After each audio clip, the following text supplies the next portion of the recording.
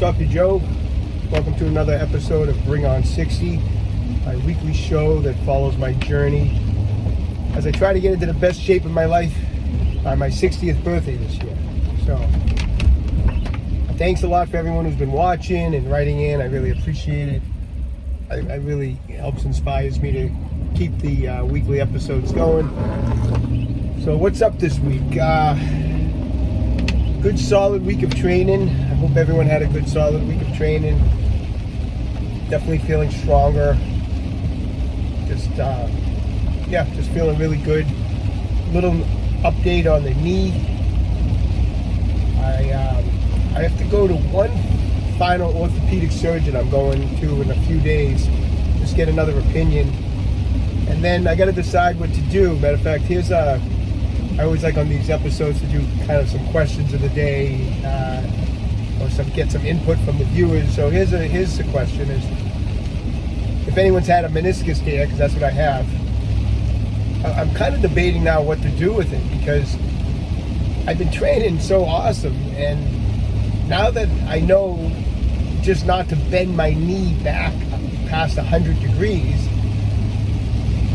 my knee feels fine, and my training is going really well. And I was squatting the other day, and I just feel really good. I just don't go past 100 degrees of flexion, and days go by where I don't even feel like I have an injury. And although I know I do. I mean, the MRI shows a meniscal tear. So now I'm debating, like, should I wait it out a little bit longer and see what happens? Should I get it done? I don't know. If anyone's ever had a meniscal tear in the knee and you've had surgery, let me know. I'd be curious to see what everyone thinks. How'd the repair go for you?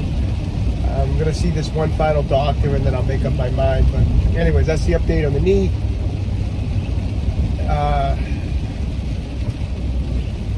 Everything else, like I said, is going good. So here's a kind of the topic for the day today. And once again, I appreciate sending your input. But let's I'm bringing up this topic because it was from a question someone asked, and the question was, Dr. Joe, do you drink alcohol? So today's little chat's going to be on that question. So let me answer a few questions. I'll answer that first. Do you drink alcohol? No. Did I used to drink alcohol? I mean, come on, I went to college for 9 years. So I had my share of alcohol consumption back in the day. Do I think alcohol is good for you? I don't. So let me give you my opinion and send me in your opinion. So here's my take on alcohol. So I never really made like a decision one day that I said, oh, I'm not drinking anymore. I mean, of course, when I was younger, I was in college, you go out with your friends, you drink, you have a few drinks. But, over the years, I just slowly but surely each year went by, I would drink a little less, a little less, a little less.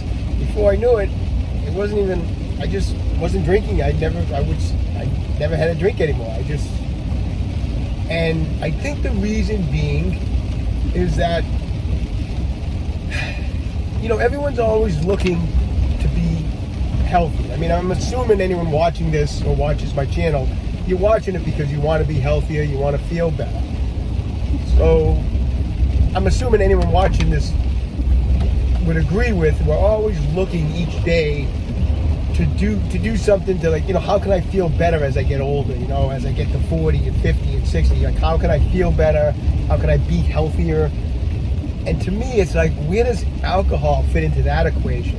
Because I can't think of anything else that someone can consume that makes you feel worse than alcohol.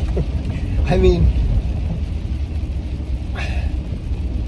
I don't need research studies to tell me that, when you have alcohol, it's literally like you've put a poison into your body. I mean, think about how you feel the following day. It's as if someone had poisoned you.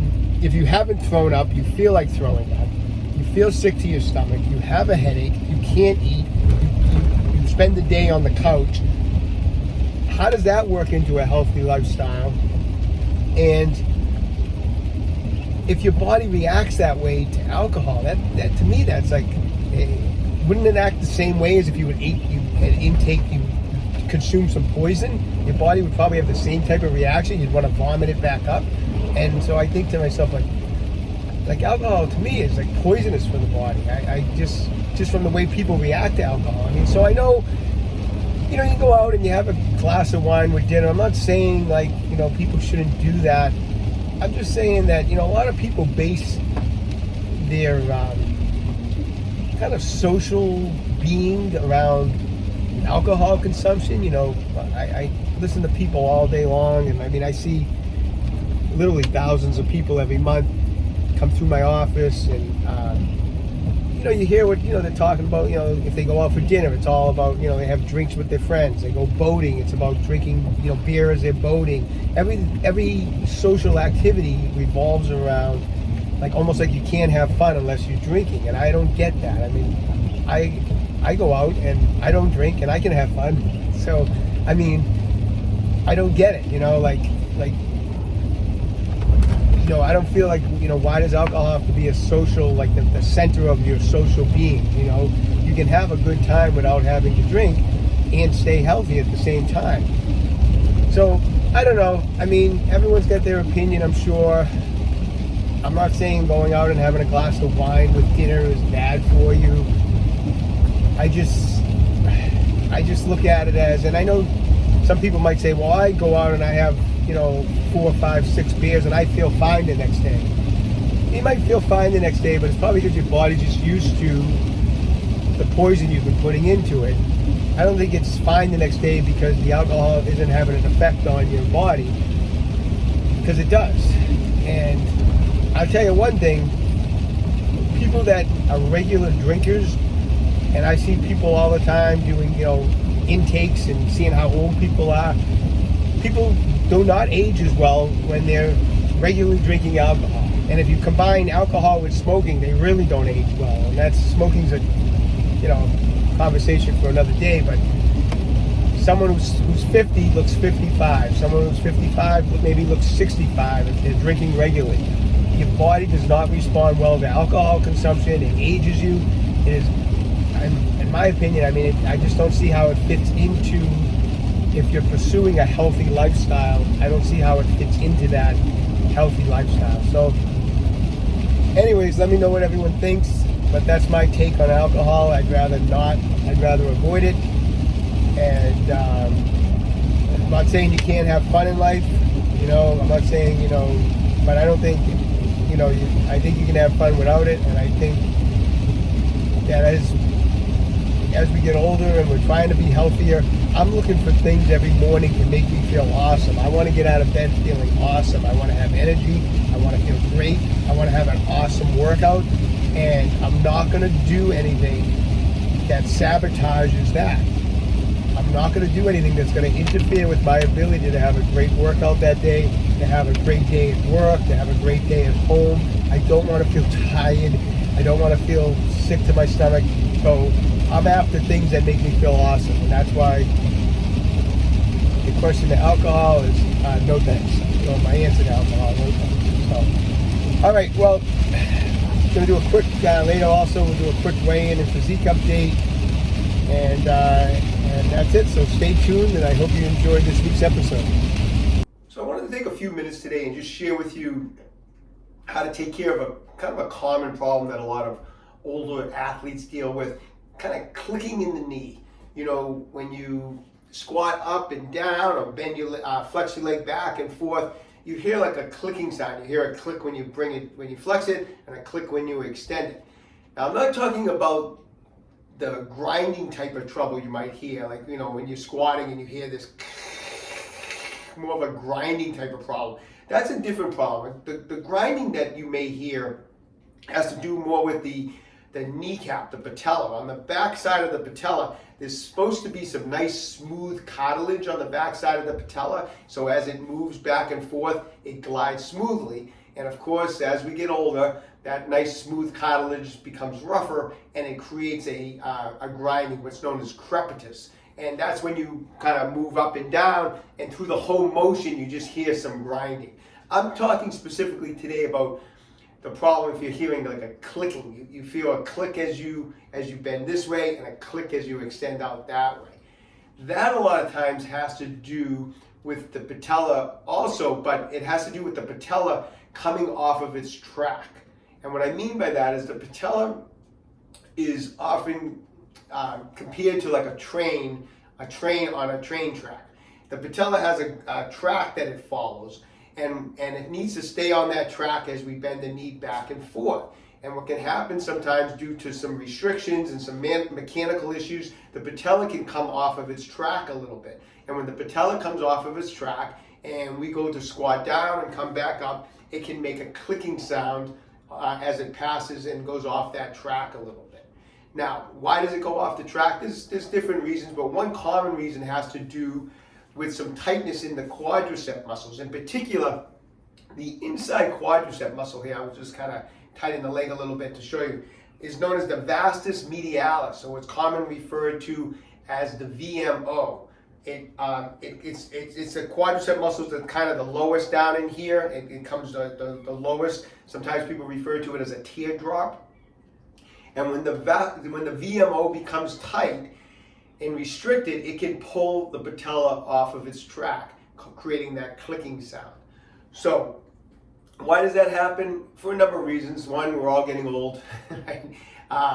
Wear and tear, some micro traumas, previous injuries, but you can build up adhesion. You can build up fascial adhesion or some scar tissue in that VMO, and it loses its elasticity. And that loss of elasticity starts to tug. And where does it tug? It tugs on the quadricep tendon, which is where the patella is the quadriceps come down, form the quadricep tendon, and then the quadricep tendon becomes the patella tendon. And that tightness on the VMO can start to pull and tug at the tendon and at the kneecap, throwing it off of its normal track, okay?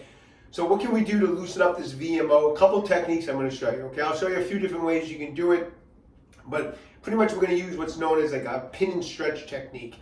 We're going to trap the tissue, try to lengthen the tissue, break up any scar tissue or fascial adhesion that's in there. If you don't have anything, any fascial release tools at home, you can use your thumbs. I'm going to show you a couple of different techniques on how to do it. But basically what we're going to do is we're going to extend out the leg like that. Now when you extend the leg, that's going to shorten the fibers of the VMO, of all the quadriceps, but of the VMO. And what I'm going to do is I'm going to take a spiky massage ball. This is a Tai Chi Max ball from OcraMed Health. It has nice long spikes so it can dig into the tissue a little bit, and it can really break up deeper adhesions in there. And what you can do with the spiky massage ball is extend the leg out, you find that VMO, put the ball onto the VMO, and then just press it down and kind of pull the ball back in this direction. So we're going to trap the tissue. We pull down, we push down and pull back, and then firmly hold it with your thumbs. Now if you don't have the ball, you would just basically use your thumbs. You push in with your thumbs and pull the thumbs back. So I extend the leg, I push in with the ball, I pull it back, I trap the tissue. Now from this position, once I have the tissue, I'm going to slowly flex my leg back as far as it'll go and try to bring it back as far as you can. And I can just, by doing this, I can feel that tissue in that VMO really, I can feel that release happening as I do it. And I'm going to do that 5 times with the ball in the same exact position, just nice firm pressure down on the ball. After 5 times, move it up a little bit, try to hit a little different part of the VMO. And again, push, pull back, trap the tissue, and again, bring it back 5 times. So to do the VMO, you may move it like say 3 different spots in here and do the release. You'll feel that muscle loosen up right away. After you do the release, move around a little bit, do a few squats, extend the leg back. The clicking may go away. It may take a few sessions for the clicking to go away, but that technique is very effective. Now, if you have an actual fascial release tool, a lot of people have these. This is an FF5 from OcraMed Health. It's a stainless steel fascial release tool with a dull edge on it.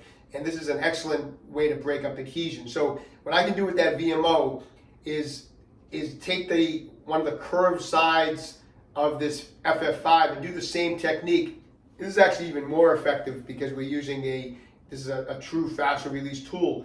But angle it at about 45 degrees, extend the leg, and catch it right at the base of that VMO. And what you're going to do with nice firm pressure, I'm going to drag the FF5 up the vastus medialis, up the VMO. And as I'm doing that, I'll bring the leg back as I'm gliding back with firm pressure. And what I'll do with this, since I'm covering the entire VMO with each stroke here, instead of moving it around, I'm just going to do 8 to 10 strokes just like that. Once again, get done with it, move it around a little bit. Clicking may be gone. Clicking may be gone temporarily, maybe it comes back. But do this for several days or even over the next 2 or 3 weeks, and that clicking you had may very well go away. Great techniques. Just a little simple suggestion for those of you that are dealing with a knee click. You know, knee clicks aren't necessarily always painful, but they certainly are annoying. And I've had that before, and it's just one of those annoying things that if you can just kind of work on it, loosen up that VMO a little bit, and get rid of the click, everything's a lot better. Okay, so anyways, there's a little soft tissue tip for you today. Okay, let's do our weekly check-in here. Where are we at on the scale?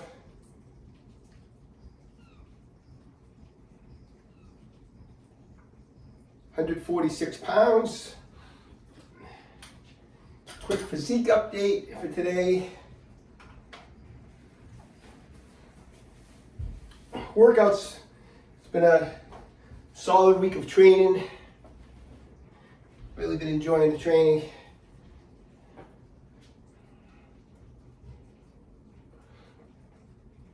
Been training legs hard, even though the knee's been a potential, get that meniscus tear, but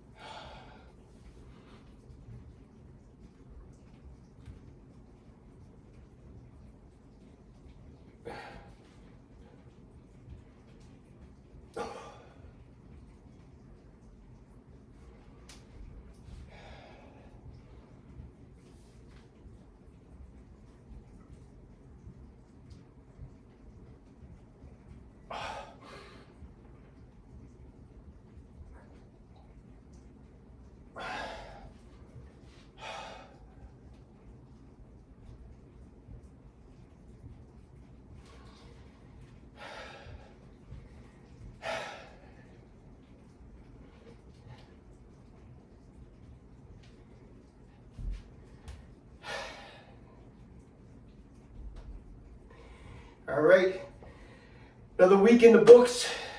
Keep training hard. Be back next week with another episode. Stay young, train hard, and don't forget, OcraMed Health is here to keep you fit forever.